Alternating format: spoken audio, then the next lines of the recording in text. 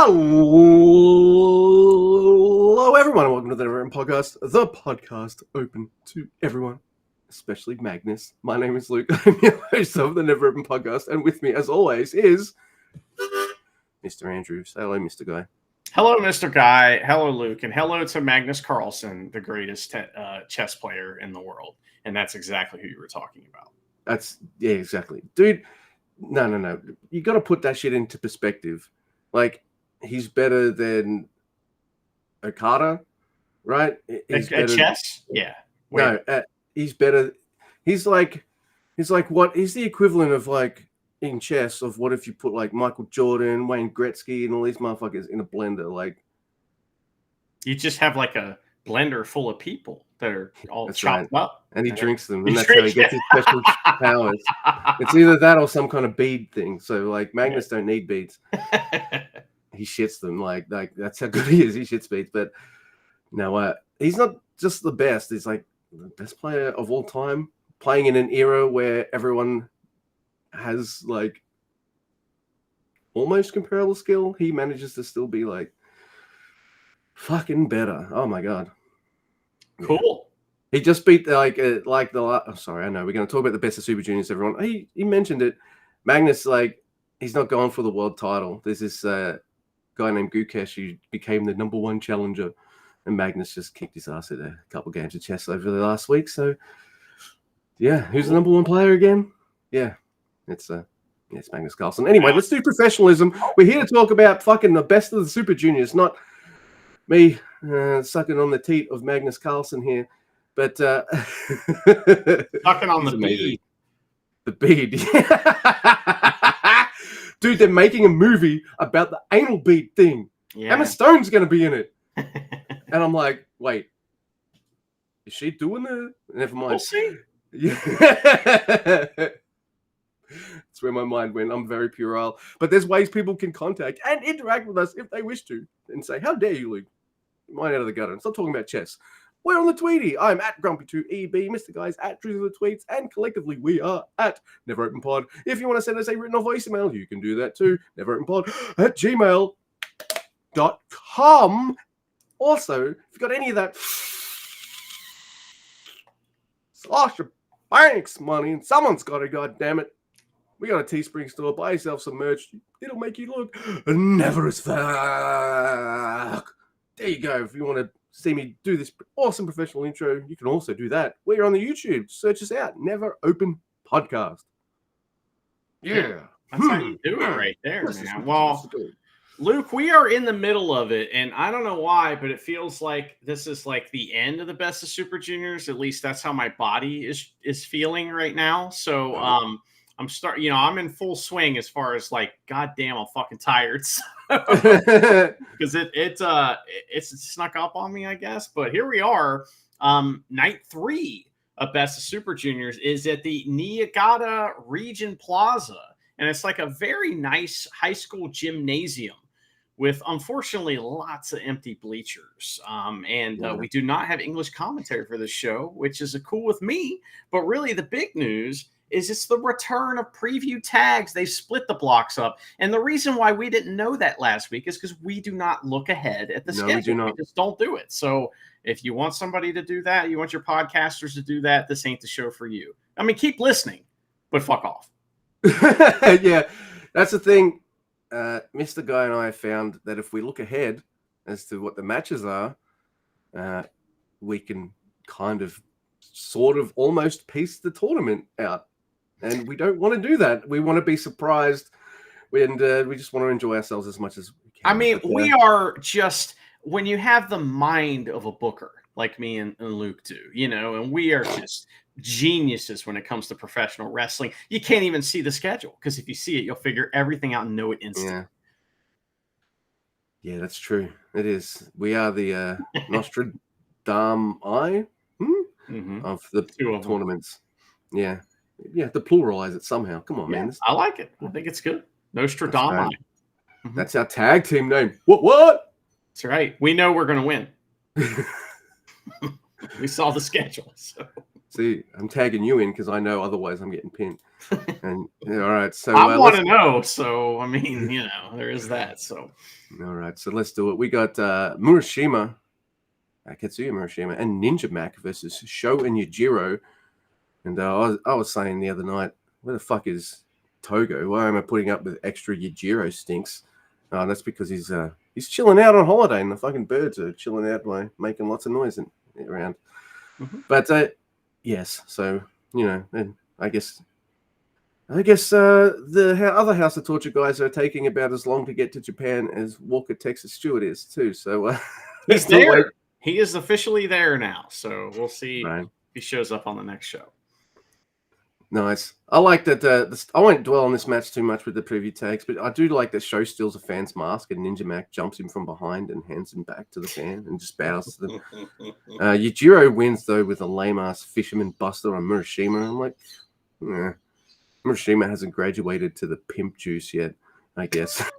Well, he is a young lion. I mean, yeah, and then the House of Torture boys beat the shit out of Murashima, and so Ninja Mac, being the mega face that he is, tries to save Murashima, but he gets his ass kicked, and Sho takes his mask. Oh, what a prick! And all while, you know what the further indignity of that was? As he's getting his mask taken off, I'm pretty sure in the background I heard, "It's amazing." Oh yeah.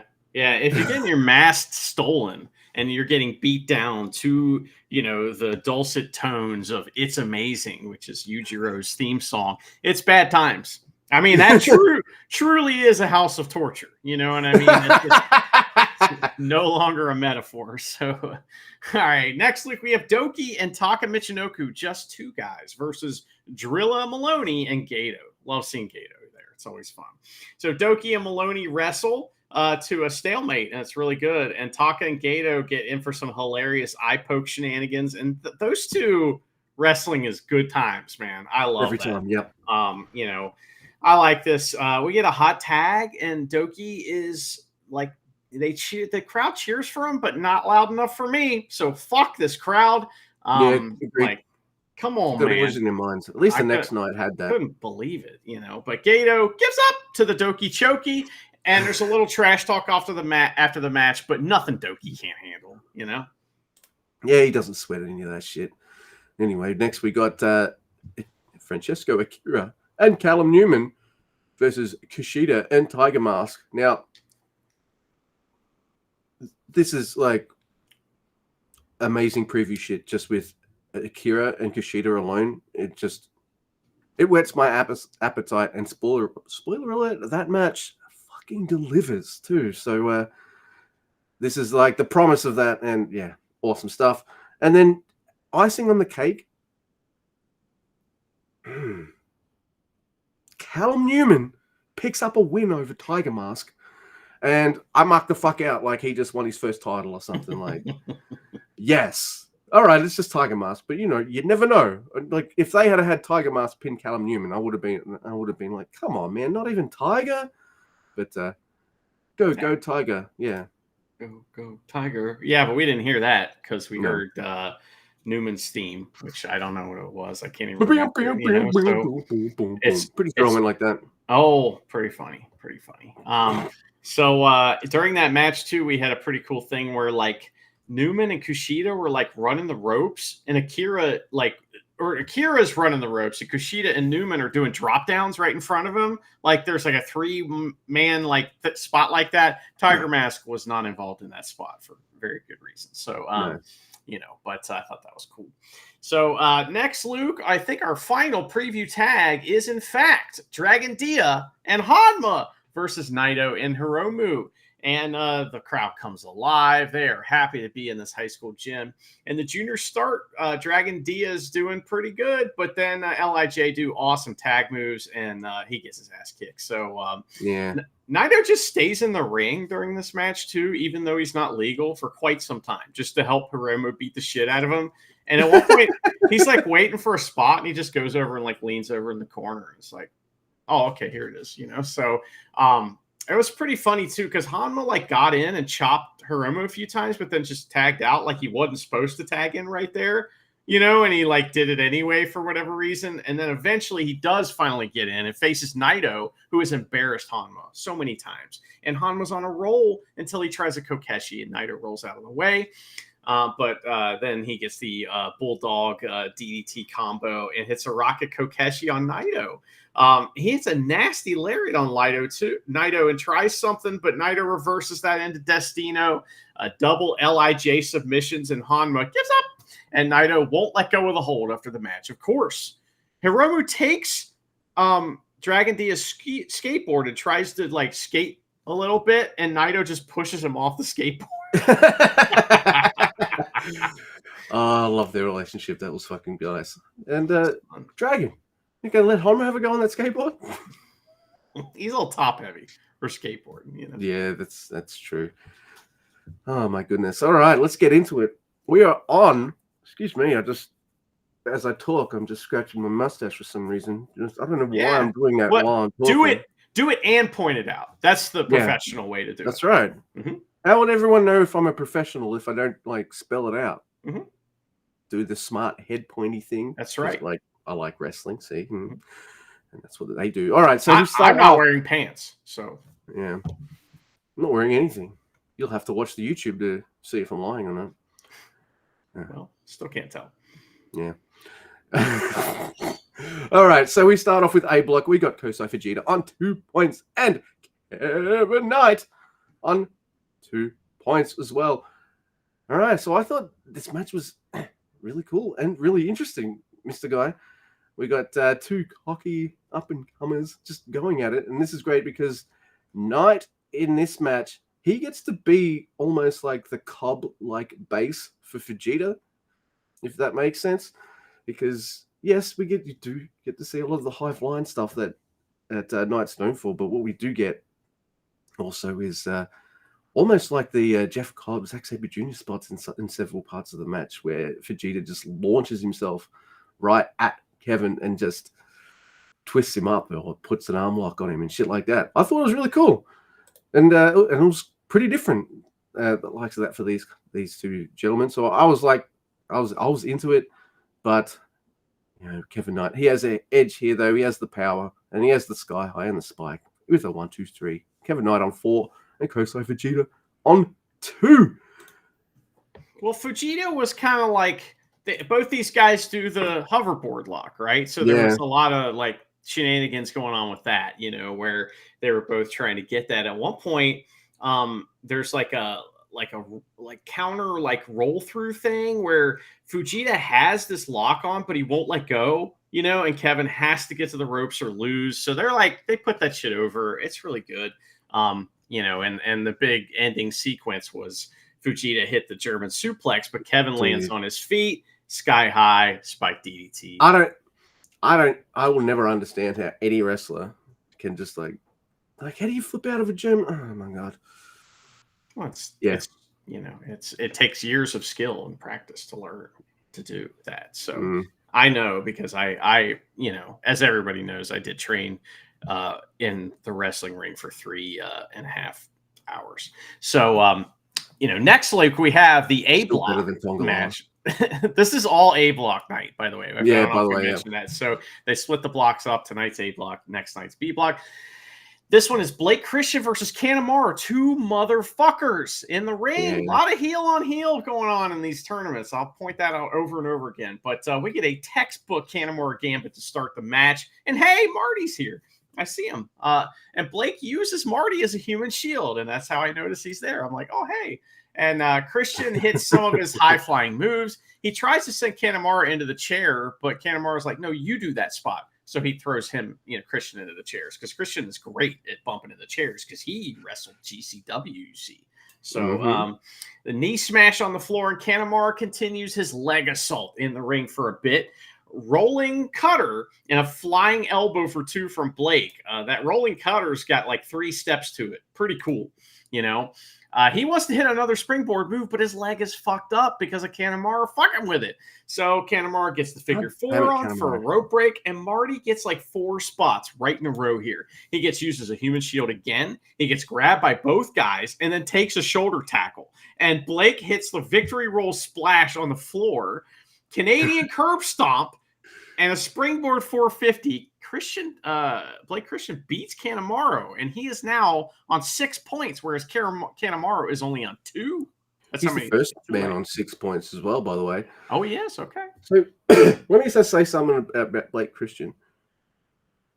I don't like his mustache, his hair, his gear, his face, and he's fucking awesome. I think he does all of that somehow. He's a heel, so maybe that's it. But I just see him and he's got a face. I want to punch him in the face, as Bad Luck Fale would say. And I'm like, yeah. And then he pulls out all this heel shit, and I'm just like, yes, that's exactly what I want. And the next night he'll have me fucking laughing as well. So yeah, he has. I look at him and I'm just like, I hate you, and he's a heel, and I'm just like, I love you. He's a guy we love to hate, right? You know. Oh my god, yeah. All right, so next we have Hayata, who's on 2 points. Fucking Teton. By the way, maybe we should explain for new listeners why we hate Teton. And that is because Teton used to be awful, yeah, right? Shit. So we were really disappointed when he showed up and we have the podcast about him. And then he got awesome. And so now we hate him even more because now he's good. And so, he can't win with us.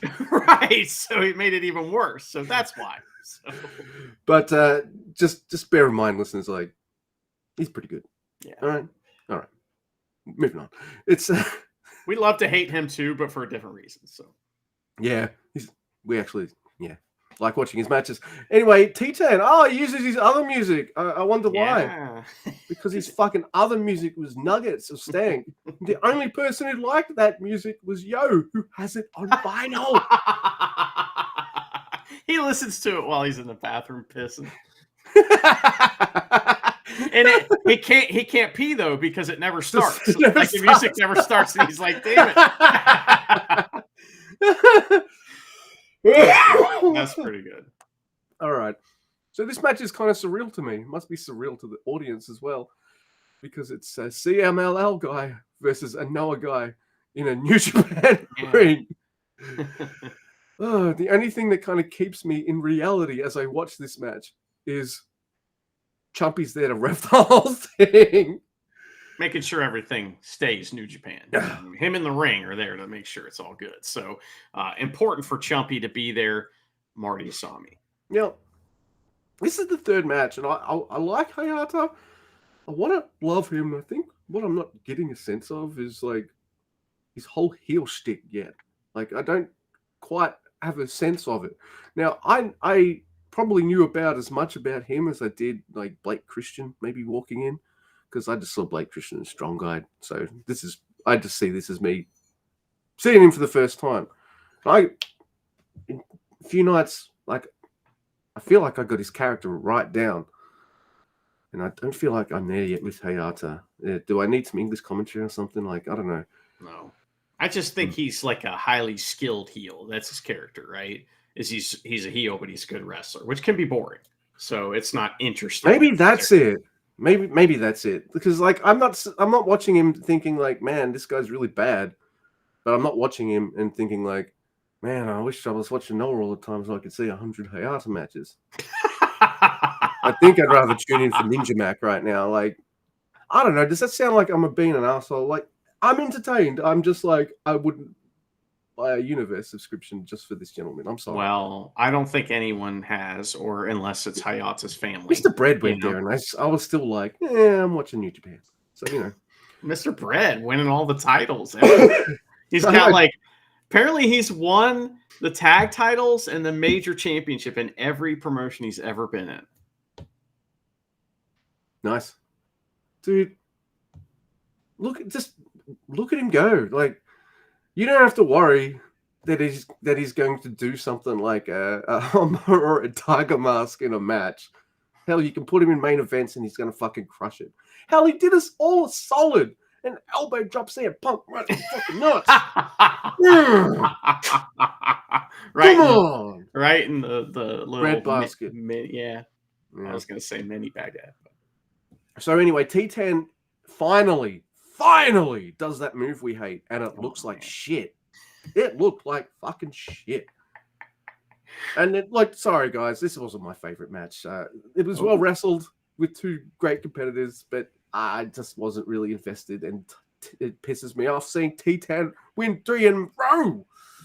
Why is it T10? Which makes me feel like maybe he's going down in the second half. Start losing. I mean, they love Teton, man, like New Japan does. They push him every time he shows up. Every time. So you know he's going to get 8 to 10 points. He'll either be in the finals or he'll just miss out. That's how they book him. They want, and hey, as much as we shit on him, he's fucking good. Yeah, except for that drive-by drop kick thing that he does through the ropes. So it's a lariat, right? And it's technically a Canadian lariat, but it's also Canadian fall down. So because he goes through the ropes, and instead of landing on the apron, he just lands on the floor. Ouch! And then scurries back up to do another move, like he fucked up.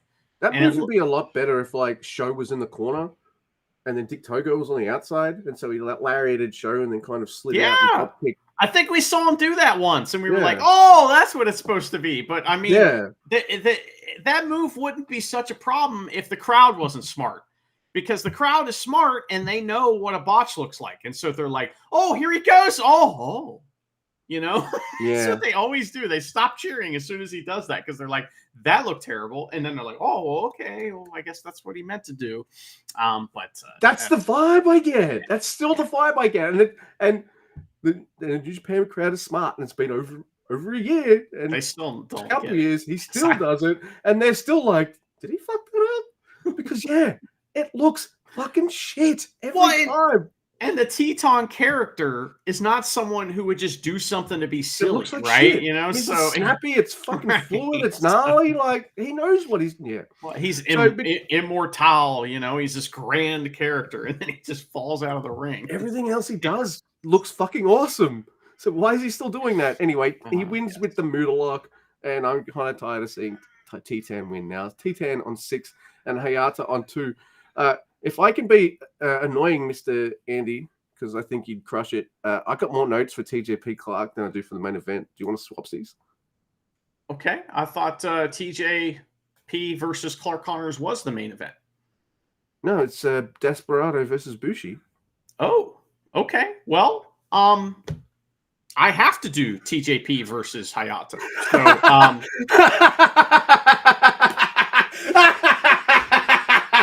So, I will be doing this match. Oh, I love it, man. Thank you. Thank you so much. Yeah, so TJP versus Clark Connors, not the main event, not like anybody thought that or anything, but these guys had beef because of their tag belts and feud in the cage match, right? Yeah. Remember, Bullet Club won the cage match, right? So that was a big deal. So Connors dodges the Canadian dropkick and Jeep flips TJP, sending him skipping off the apron, which is pretty cool. And Connors takes the time to fuck with the fans while beating up TJP on the outside. I appreciate it, So Connor elbow drops the United Empire flag on the outside and does snow angels on it. That was great. He wraps TJP up in it and then slams Sho Mikado on him. That was fun, man. So one day Sho Mikado is going to be becoming one of the spots for heels this tournament, isn't it? The scoop slam onto the opponent. I like it. I think one day he'll be in Bullet Club, so that'll be fun. But anyway, Connors decides he wants to do the face wash, but instead he flips the crowd off, which is great. He's like, "Here I go." He starts beating on the thing, and he's like, "I'm going to do it." And he's like, "Fuck you." So, because he's drunk and high, you see. That's right. So, TJP, he takes a bunch of heat and gets a comeback, starting with the Pentagon arm breaker. Catches Connors. Yeah, I wrote that too. He catches Connors trying to cross the border and hits a draping DDT. Connors was trying to hit the Canadian spear, but stopped right at the border. So 3 amigos from TJP, face wash, then a springboard TDT from TJP for 2. Power slam, but TJP rolls through, turns it into a Rings of Saturn looking hold. Mamba splash, but Connors gets his knees up. They go back and forth with huge moves, and Connors hits the Canadian spear finally and follows up with a spear of another spear for 2. Then TJP hits a spear. It's a spear fucking party. Connors pushes Red Shoes into the ropes, crotching TJP. Superplex, no chasers. Connor gets the win. He is on 4 points. TJP is on 0. It's the leader of the Empire, everyone. But, you know, it's only the start. Sometimes they do this as people's first halves, and then, yeah. I kind of have to say that because of Doki's score right now by the time we get to this next night. And I'm just like, all right, it's a roller coaster. I'm just wanting to win every time. He's got 2 guys to beat, and he's going to beat them. So. Yeah, pretty much. Oh, my goodness. This match was fucking awesome. Like, these guys have been having awesome matches since, well, you know, the tag team feuds. Yeah, there was a cage match. But at least these 2 guys didn't kill themselves, and they've been healthy. So, good. Man, it was great reversals. Like, Clark going for the Canadian spear. TJP's got it covered. Fucking with TJP's crappy banner as well. Seems to be a theme that people pick up on. Look at it by Christian Knight, too. That made me fucking laugh. Oh, my God. So it's little, even if they're not, it's little things like a wrestler does a move in a previous match and hits it, and in the next match they have with a different opponent, that move doesn't happen. You know, because they reverse it and stuff. It's just those little things, even if they're not all watching each other, just to make me feel like they do. It's storytelling in the ring, Luke. Oh my God. Damn straight, I love that shit. All right, so. All right, here we go. It is El Desperado versus Bushi. And I guess this is about as New Japan Juniors gets. And it's, you'd be... See, I thought TJP and Clark was the main event too until I scrolled down. I was like, oh, okay, cool. But this is mostly a fuck your leg war. Desperado Numero Dos versus Bushi's. What is it called? The Bushi 4? I'm going to call it the Bushi 4. The Bushi 4? Sure. You know that leg submission he's been doing? It's like a modified figure 4. Called. It's like just Indian Deathlock is anything that looks like a figure 4 but isn't. So it isn't Indian Deathlock. Yeah. So yeah, it's lots of that. We've got. Man, my notes are terrible for this. I really apologize, everybody. I thought, anyway. So the match is awesome, but there's one problem I kind of have with it, and I feel like that's probably why my notes aren't the greatest. And at no point did I think Bushi had a fucking chance in hell at winning. It's as if like his Hiromu win, like his aura of having beaten Hiromu was immediately squashed and absorbed into the body of Titan. Like Titan was like, "Oh, you beat Hiromu. I need that power," and just fucking like. You think Doki got a little bit of that too? You know, maybe some he wafted some in his general direction a little bit fucking too. Super Saiyan and him up. I don't know much about Dragon Z, but I know that's like they power up that way and things like that. I really like the finish though, so we'll get to that. It's Despy turning an MX into a Numero Dos for the win and Paul Bushi. I had lots of semi-main notes, so I do apologize, but I was also exhausted and drunk, so there is that too. Mm-hmm. Well, I have lots of notes for this match as well, but you just can't read them. You know, I don't know why, I just can't. But I really enjoyed this night a lot. It was good. It was solid. The crowd was kind of fucking bullshit, but you know they love Naito and his friends, and you know, so it's good to see Desperado getting those wins because you know. I mean, like you want him heading towards the finals. You want to see him get to the end of the tournament with a good score. So we'll see what happens. But he's always going to be the bridesmaid, though, isn't he? For the best of Super Juniors. I hope he wins one. Never going to get married. You know, maybe one day. We'll see what happens. But I like that show a lot. It's interesting. But let's move on to night 4, Luke. This was at Gunma G Messe, which is a giant dishwasher, apparently, where they have wrestling shows. So, or the belly of a submarine, whichever you prefer. So, this show also with a dishwasher in it. It's yes. So this show also had no English commentary, which is cool with me. So I enjoyed that, you know. And next, first match we had was Tiger Mask Shomakato and Kevin Naito versus El Desperado, Boltin Oleg, and Murashima.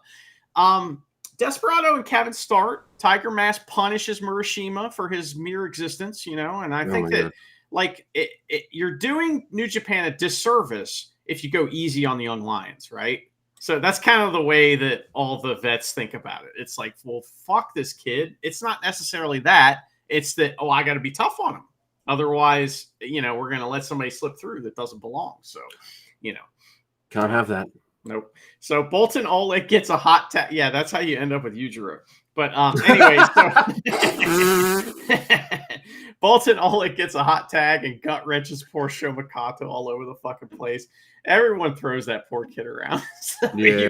You can't.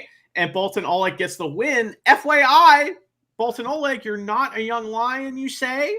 Well, how come you don't have any music or a gimmick? You're still coming out to the, you know, the young lion theme. So I don't know. I still see him running out too sometimes. Yeah, you know? Come on, man. Come on. I like this. There's only three tag matches tonight because some of these matches we got going on in the tournament are on the long side. So I like it. So next we have that fucking asshole. You know he's a prick too because out of all the House of Torture people he could choose to tag with him, it's fucking Yujiro. So it's Yoshinobu Kanemaru and Yujiro versus Hayata and Honma. What a weird fucking duo this is. Double H. That's the Double H is the name of the team. So, by the way, there's a gigantic A on the wall. Time for B block. Well, we speculated that Kenta Sato couldn't read or something, and he set the ring up on the wrong side of the gymnasium because on the other side we think it says B.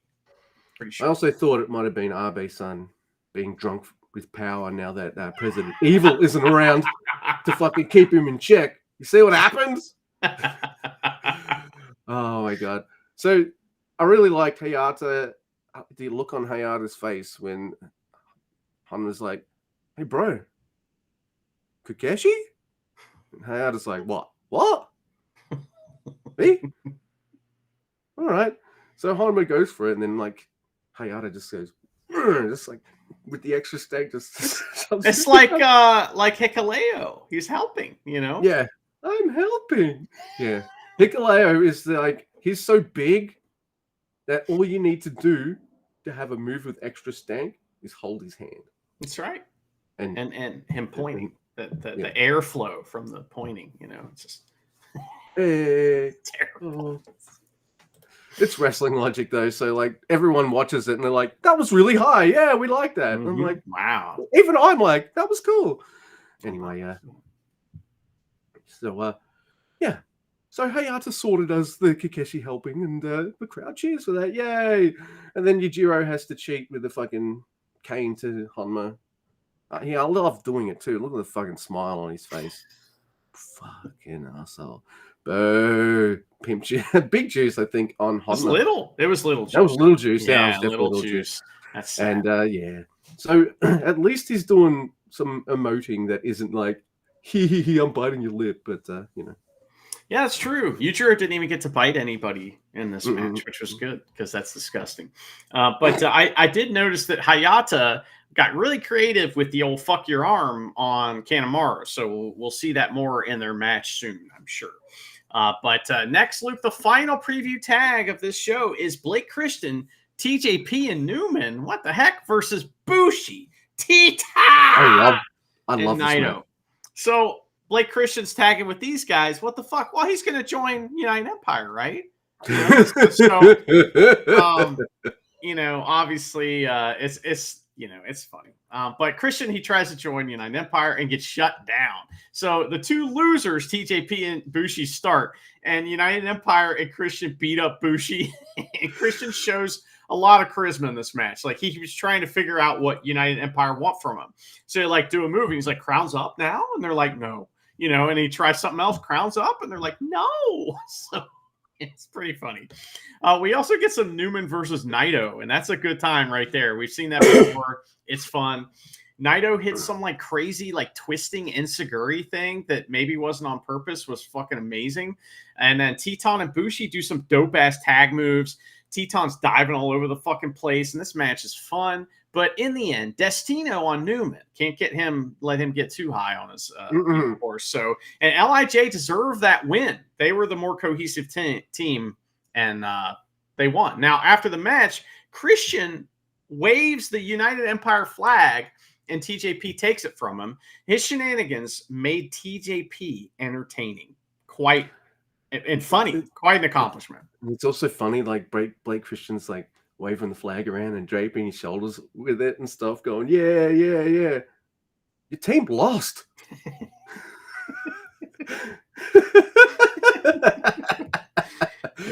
Oh, and then like he's doing heel shit in the corner, and the other two are faces, so he does his heel shit and he tags out, and he's like, yeah, crowns up. Oh, so fucking, I loved it. That's good. He looks like such a disingenuous arsehole too. So just the hair and the I love him. He's putting on some star-making performances here. So yeah, he's really shining for me. I'm into what he's putting down, dude. I'm pretty sure this man has started every match in B block, and maybe there's a reason why, because it sets the tempo. But it's B block action. It is Francesco Akira on 2 points versus Kishida on 4 points. And Akira, he makes a mistake early on in this match. He decides he's going to wrestle this like it's a fucking never match and just go, charge! So he charges. There's some high-flying dodges and stuff. Akira getting in some moves.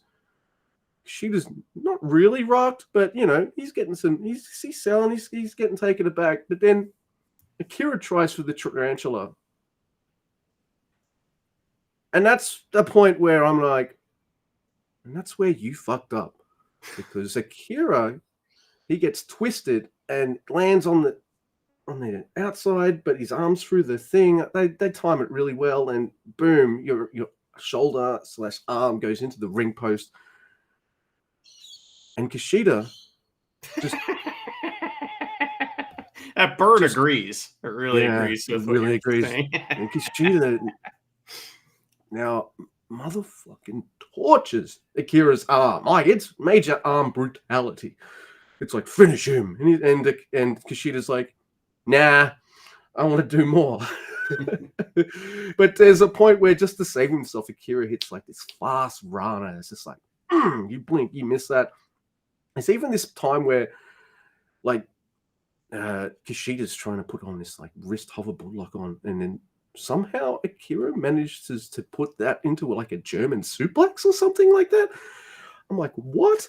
So this match is Kushida arm torture and just anything Akira can do to kind of just get out of it, and then just kind of get some moves together. There's another moment though where I feel like Akira, I'm like, maybe you double fucked up, but because he drop kicks Kushida in the back, it looks awesome. And I can only imagine someone like Kushida going like, you fucking what? So I thought it was fucking cool as hell. So it's fuck your arm on the outside. Just grabs his arm, fucking slams it into the mat, tears it up on the outside. And you know, because they're not in the ring anymore, and it's like on the outside, when you're in a submission on the outside, it hurts more. Hey, just like when the tall guy's holding you up and you do stuff, it hurts more. It's wrestling logic. I'm into it because it's fucking gnarly, and it's Kushida. Holy shit. Akira, though, he manages to get his tarantula, but he can't quite hold it for long because his arm and shoulder's too fucked. He hits a speed fire for 2. Akira, he gets close, but he tries some top rope shit. And that's the third mistake Akira makes, because Kushida's like, you fucking what, mate? Grabs his arm, jumping wrist lock to the floor. So pretty much flying fucking hoverboard lock. Oh, look, it's called the hoverboard lock. Look, yeah, he's hoverboarding, god damn it. Oh my god. And then lands right in the fucking middle of the ring. Akira has nowhere to go. Tap out. And not only did I love this is my match of the night. I fucking love this match. Yeah, it was tremendous. There was we got to see Kushida's best move, which is his high flying fucking submission, which is like just shouldn't work, but it does so well. Akira is a tremendous foil for this stuff. Akira's kind of playing up this whole thing where he was discovered by Tajiri, which I didn't know that until just recently, So he did the tarantula and he hit a buzzsaw kick in this match. Yeah, he did. Fucking Milano lost his mind on commentary, which was funny. And I thought that was man, this is why we've been like pissy about Kushida getting buried, because this is what he's capable of. And it ain't hard for him. You know what I mean? This is just what he does. And it's like, the guy is one of the best wrestlers of all time in New Japan, and definitely one of the top 3 juniors to ever do it. And so just seeing him do all this stuff and kind of reclaim, his place is just awesome, dude. Can we just begin the Kushida Renaissance, please? Like, we're ready for it. We've been wanting it for a while. It's now, damn straight. Mm-hmm. Also, hey, if you want to do something different with Kushida, there's also a division that's it's an open weight division. Like to see him fuck some chunky man's arms up at some point. It's I wonder if he's more Kushida. I wonder if he's ever had a never title match. He might have, but at the same time, I think back when he was around, the never title was used as for the big dudes, the big meaty men slapping meat or whatever. And it was used as a way to get a junior to heavyweight. And that was something that was never going to happen for Kushida. So, it's it makes you wonder. I have to go back and look into that. I'll definitely do that. I'll report back. Right. But what a match, man.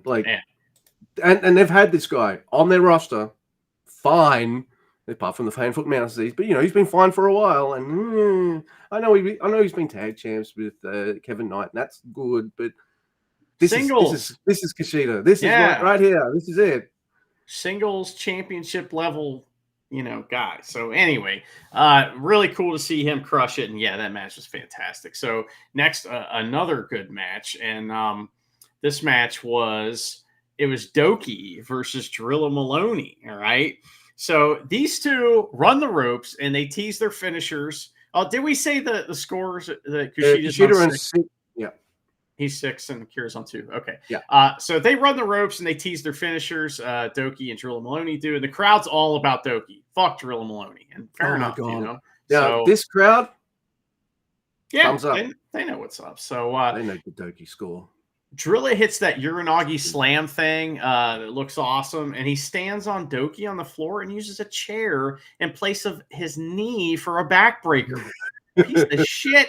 So Maloney tries to take off Doki's mask, just pissing everybody off. Why are we doing this? So he's making me so mad. He tries to pin with his feet on the bottom rope, which looks very funny. So it kind of looks like when Tanahashi's trying to get a tag and he's just flat on, laying over the rope.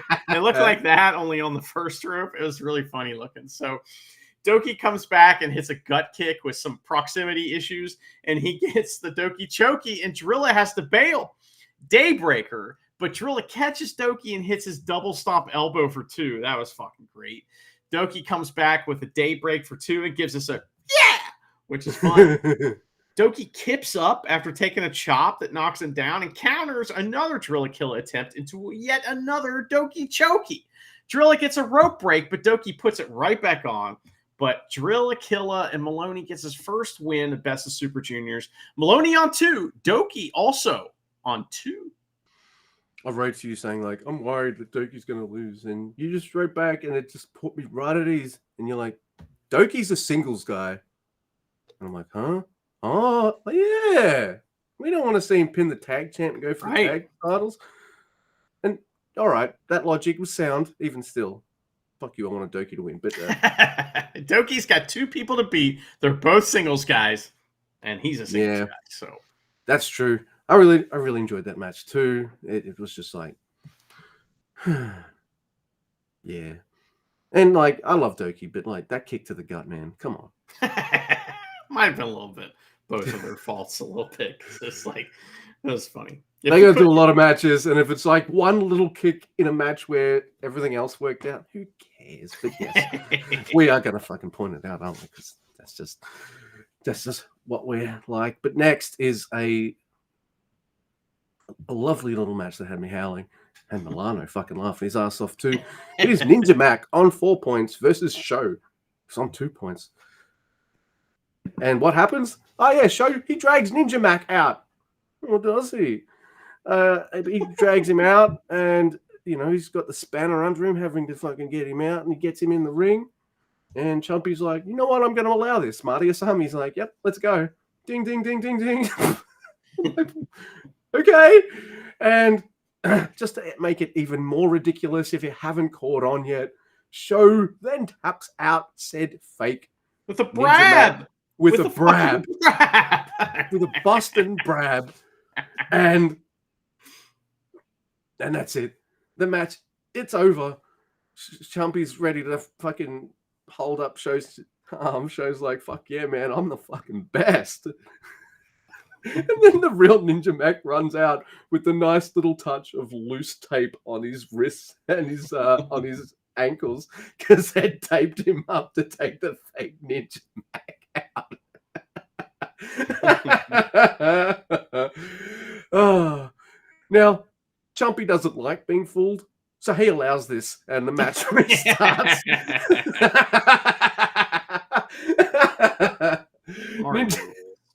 Oh my god, he's the ref for this match.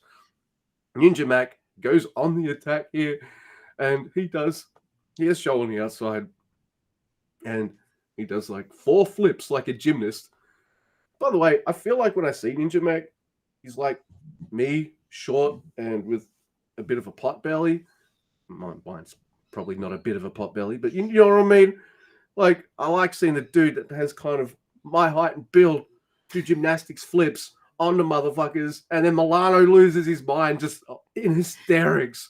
Like, just genuinely he bursts out giggling for like 3 seconds. He can't believe what he saw. Oh my god, that was fucking awesome.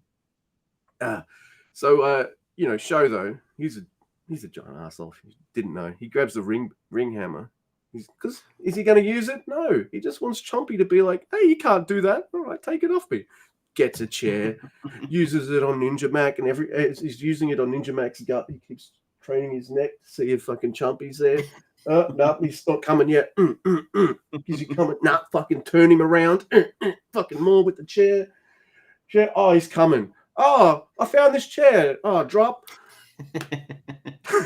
What's that doing there? And oh my god. Then he takes Ninja Mac bowling. This match is fucking bonkers fun. Ninja Mac, he there's a point in the match where like Sho's going to win with the spanner and something. Chumpy's chumped out again. But no, Ninja Mac has kind of pushed in the fake Ninja Mac, who we still don't know who it is. We find out after the match. And Sho's just like, hey, what the fuck's going on? Oh, but Ninja Mac, he goes on the attack, but it's just not enough, because there's a low blow and a roll up right and the low blows Marty doesn't see.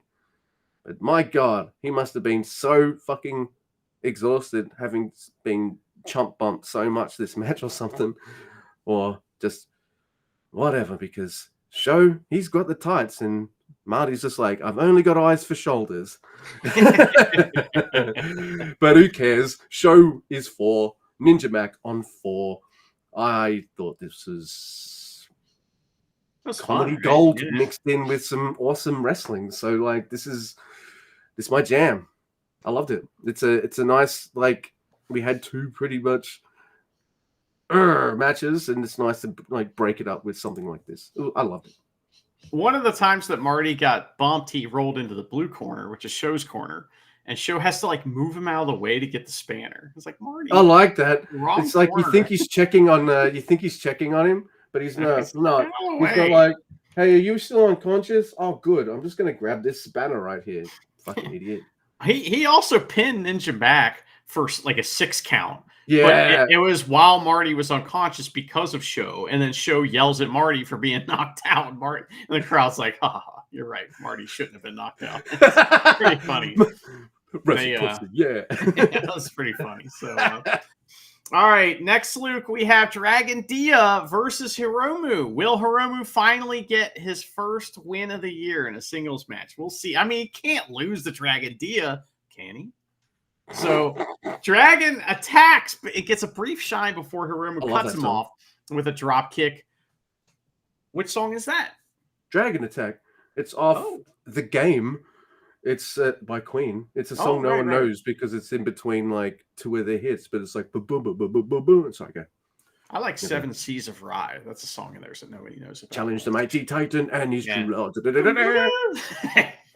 It's a great song. Anyway, Hiromu talks shit and he wants to slow things down. So he's like a dickhead in this match. He's hits a suplex on the floor and trash talks Dragon into the camera, and into the ring post he goes. Hiromu rolls Dragon in for a half-hearted pin, leg chokehold from Hiromu, and Marty looks Dragon Dia right in his little tiny eyes and asks him, give up?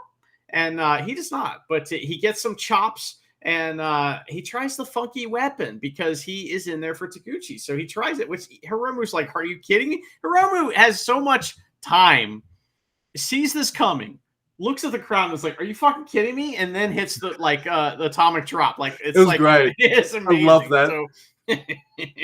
So finally, after a while, Dragon Dia creates some space with Arana, and he gets his like spinny over the ropes like splash thing that he does, and hits an Asai moonsault. Back in the ring, Dragon tries a top rope DDT thing and gets a DVD in the corner for his trouble. Backbreaker and Falcon Arrow for 2 from Hiromu. Victory roll, but Hiromu counters that with a power bomb. And Dragon collapses briefly, but finally gets the funky weapon and then hits a Dodon. But it's not a good Dodon because it only gets 2. So, but it's still pretty cool. And Milano Collection AT really appreciated that. So, yeah, he did. Taguchi did too. He did. He was tweeting. He was live tweeting during the show. It was his funky weapon. But so there's a weird like side flosion looking thing from Dragon Dia for 2 that's pretty cool. Hiromu hits the ass to mouth in this match for 2, which is cool. Wheelbarrow suplex from Hiromu, and Dragon fires up, running right into a lariat. One of the best crucifix bombs I've ever seen in my life in this match happens. And Dragon Dia scores a very close 2.99 pin there. There's more huge near falls. A time bomb 1.5 for 2. A big lariat and a time bomb. Hiromu finally gets his first points. He's on 2. Dragon Dia is on 0. Well, he took Taguchi's spot. So, like, see, that's sense. The thing we were talking about, and I keep bringing it up. What do you want to be, Vandergriff? You want to be the winner on the pre-show or the jobber on the main show? And I know what Dragon Dia would rather be. I want to be in the tournament, Jobber on the main show gets paid more too. So yeah, right. Oh, maybe gets paid at all. Might be the actual way to say that. I thought this match was a blast, and you can't have you can't be face Hiromu when you're wrestling someone like as cute as like this Dragon Dia is. So like it's not going to work. I thought this was gnarly. This was a well-timed match. Dragon Dia came close. They almost made me believe, sort of, kinda, because Hiromu's in his slump, and well. But, you all know, like, Dragon Dia, really? This has got to be the start of, like, the floodgates bursting open and, like, all right, Hiromu's going to start winning again. You're going to need to put a bit of threat in him. You can't have him, like, you got to put a bit of threat back into Hiromu, I guess. So, he's lost enough is what I'm saying, Mr. Andrew. Yes, he is one of those guys, I think, that wins too much. But now I think he's lost too much, and he should win a few more matches now. So, I'll allow it. I'm a complex man, Mr. Andrew. Mr. Andy. I don't know why I'm using your full name today. That's fine. Call me whatever you want. I'll answer to it. You know it. All right, slap nuts. Went straight to Jeff Jarrett. I feel like I just insulted us both. Yeah, you've gone too far. Yeah, that's true. All right, we have our main event. This time it is Robbie Eagles. He's on 2. And Taiji Ishimori, who's on 4. So I like this match. I'm just going to say that right away, but I feel like in their own ways, the first 4 matches we watched, whether they were on the longish side or the shortish side, felt like, all right, we're going, let's go. or full speed ahead. So when this match starts off a little slow, kind of stalled the night a little bit for me. And it took me a little while to start getting into this match. But there is a spot I love in this match. There's a few, but it's not a spot done by either wrestler. And what it is just this little touch. I don't know. He probably does this all the time, but I noticed this time. It's when Ishimori takes Robbie to the outside and he bangs Robbie's head on the announce desk. Milano sells his fingers. He's like, oh. And then as the camera pans away, he's like, And guess what? When the camera is looking at Milano, guess what Ishimori's doing? He's taking the turnbuckle cover off. So that's what he's doing. So that's what happened again, everyone. It's the ongoing gag, dear listener. I never see Ishimori take the turnbuckle pad off. I just assume that at some point it is. And so this time we can pinpoint exactly when I didn't see it because I was writing about Milano's awesome fingers. And his talented Italian fingers that know how to do so many moves. And know how to pet an invisible dog. It's amazing. Yeah. Oh my fuck. So yes, I did miss that. So what is this match, Mr. Guy? Well, this is the Super Junior opposites. It's Ishimori going like arms and shoulders. I don't like that you have those. And Robbie's like, well, I don't like that you can walk, that you got legs. Like I don't like that. So it's fuck your arms versus fuck your legs. This is a fucking gnarly looking submission battle. I have to say, like, I know it used to only be Zack Sabre Jr.'s move, and only like maybe you'd see other wrestlers do it every now and again. I'm starting to see this move creep in a lot, and I like it, especially for guys who do upper body submissions. It's probably a nice move to do. So when Ishimori starts pulling out fucking neck cranks like Zack Sabre Jr. would, one's a Canadian, one or two, I believe, because Robbie's under the ropes. I'm like, yeah, that's what you want. That's what you want to do. And I reckon that's one of the moves that hurts, like, not at all, but always just, to me, looks like, oh, you just fucked that dude's neck. Every time. I don't know why. Reaction. It gets a reaction. To me, yeah. But it doesn't even make a sound either, which is amazing. No sound, just like that's a very effective move. Agreed. It doesn't need to make a sound, and because everyone just does the collective necks are fragile kind of sound. So that's fucking awesome. And where am I? Yes, even a Canadian. That's right. Even a Canadian neck crank. But this is a match where they kind of take long spots on each other. Like the first portion of this match is Ishimori initiating his fuck your arm strategy. And then the second portion of this match feels like, all right, I've taken over. It's Robbie Eagles initiating his leg submission strategy. And it's good. I'm enjoying it. I just wish it was like faster paced, I guess. Or I don't know, maybe a couple more spots. I feel like the first 4 matches kind of spoiled me a little bit, and maybe, I don't know where I was at. So that's how I feel. But Ishimori, well, he's smart, you see. It's more like he's cunning. So he's like, oh, I'm probably not going to get anywhere trying to keep rolling this man up because he's in Team DK. He's just going to keep re-rolling me up into a fucking Ron Miller special or something. Just shove him in the fucking ring post. Bloody cross. And Ishimori is undefeated on 6 points and Robbie Eagles on 2. So I can see Robbie bouncing back points-wise as well to early days. But I don't know. Sometimes I get a match with 2 guys I love and it's good. And that's nothing wrong with it. I'm going to give it 1,000,000 stars. That's all. It was my least favorite singles match on this show. It wasn't bad. It just lacked energy or something. Like maybe the crowd didn't give a fuck or something, but I don't know. It's just kind of like I felt like it should have. I never talk about match order. I don't care about that, but I felt like this match could have been better earlier in the show. maybe Hiromu in the main event, because everybody gets to be in at least one main event during the tournament, and this could have been a good moment for Dragon Dia to be in the main event. He's in the main event. Maybe he's going to beat Hiromu, that kind of thing. I found the rest of the matches to be a little more exciting.